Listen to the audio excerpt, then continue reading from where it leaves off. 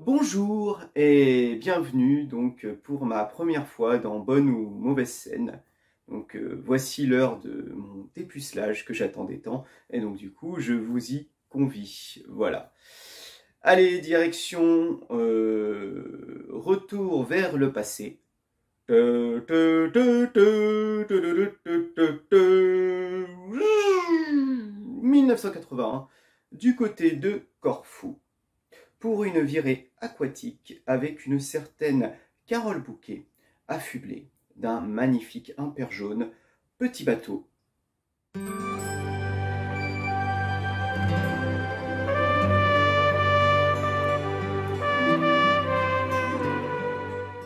Carole, toujours victime des pires colibés. Et Dieu sait que finalement, moi je suis là pour faire que des compliments.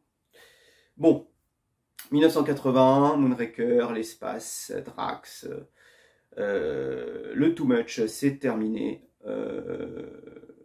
Voilà, 1980, on donne place à un nouveau Bond, un Bond plus terrien, qui n'a pas les pieds dans l'espace, mais qui a du coup, voilà, donc les pieds sur terre, et même là, je vais vous parler d'un moment où il a carrément la tête sous l'eau. Bon, alors, la scène, parce que finalement je suis là pour parler de bonne ou de mauvaise scène. Eh ben, la scène en elle-même, elle est bonne, elle est très bonne. Donc pour vous resituer, nous sommes environ à 1h20 du film. Bond et Melina viennent de se rendre compte que Harris Christatos, c'est un méchant manipulateur.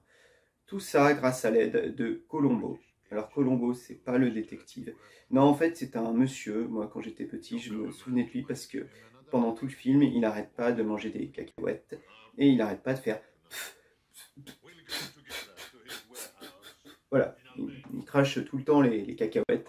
Ça lui donne un genre, ça lui donne un style, et c'est un des personnages de James Bond que j'aime le plus. Voilà. Donc, avec Colombo, du coup, ils vont détruire l'entrepôt d'héroïne qui appartient à Christatos. Et dans le même temps, Bond va tuer, donc du coup, Locke, un des hommes de main. Et d'une manière assez classe, en fait, enfin, assez badass, quoi. Et je sais, quoi, là, c'est une des morts qui a marqué le plus les fans de la saga, la mort de Locke. You left this with Ferrara, I believe.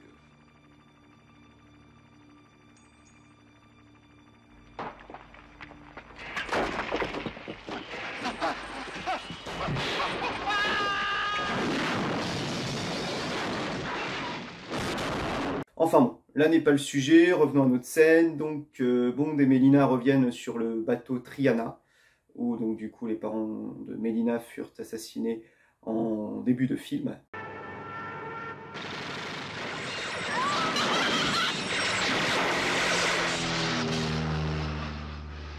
Par un autre homme de main, Hector González.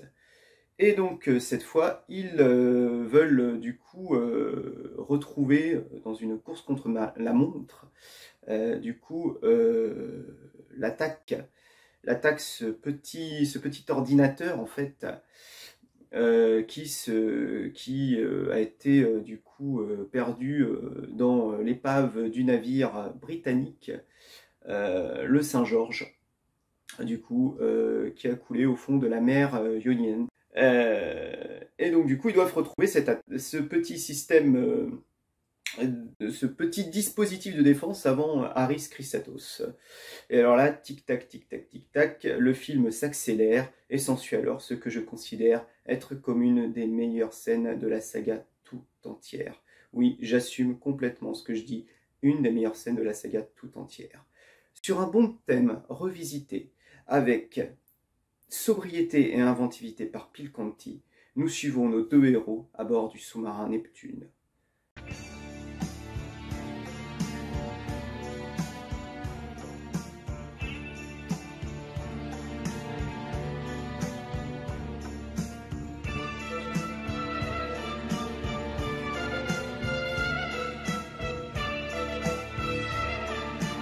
Pénombre pourfendue par les phares aveuglants du sous-marin, une scène sans dialogue, des fois ça fait du bien, où les mines sont grave concentrées, une vraie ambiance de thriller, sublimée par la mise en scène efficace et tendue de John Glenn.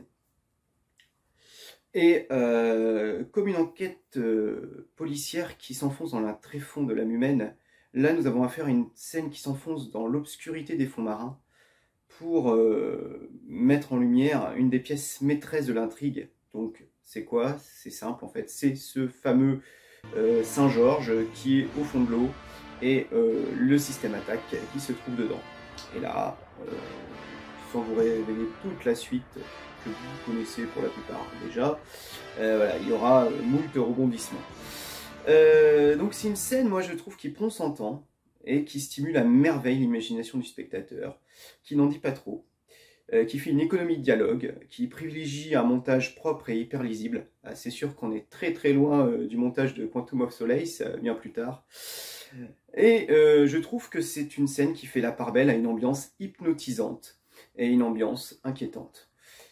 En y regardant de plus près, on devine sans difficulté le travail de préparation colossal pour finalement quelques minutes du film. Bon, vous me direz, niveau scène sous l'eau, l'espion qui m'aimait, c'était super déjà pour son époque. C'était tout aussi bien, mais là, je sais pas, cette scène, elle me parle encore plus. Et moi, je suis là pour vous parler en tout cas d'une scène qui me parle. Et cette scène, elle me parle. On devine la symbiose créative, moi je trouve aussi, et c'est bon de le rappeler, entre divers artisans du cinéma passionnés, comme Derek Meadings aux effets spéciaux, Peter Lamont en chef décorateur, ou encore l'équipe de Al Giddins, qui a aussi travaillé sur le film. Alors attention, Al Giddins, si ça vous dit quelque chose, on l'a retrouvé en 1997 pour un film. Attention, blind test, je vais vous faire deviner. Oh tiens, comme par hasard, encore un bateau qui s'échoue dans la mer. Et en plus, j'en ai déjà parlé. Je suis certain que James Cameron, finalement, il a adoré secrètement Rien que pour vos yeux. C'est dommage qu'il n'en ait jamais parlé. Parce que là, je parle donc de Titanic.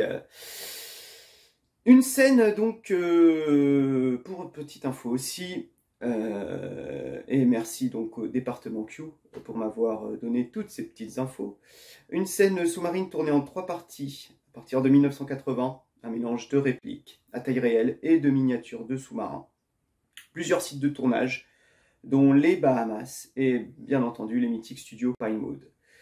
Et aussi pour la petite info, le sous-marin Neptune, n'essayez pas de vous en procurer un pour l'été, il n'existe pas, contrairement au sous-marin Mantis, celui, vous savez, avec ses grosses pinces qui est piloté par un des bad guys du film. Et lui, c'est par contre un engin chargé d'opérations en très haute profondeur sur des sites de plateformes pétrolières anglaises. Voilà, donc comme ça, ce soir, vous allez dormir beaucoup moins bête grâce à moi, donc vous pouvez me féliciter.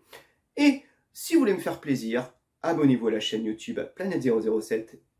N'hésitez pas à actionner la petite cloche. Et voilà, comme ça vous serez au courant des news. Et moi, j'espère vous retrouver bientôt pour mon second dépucelage.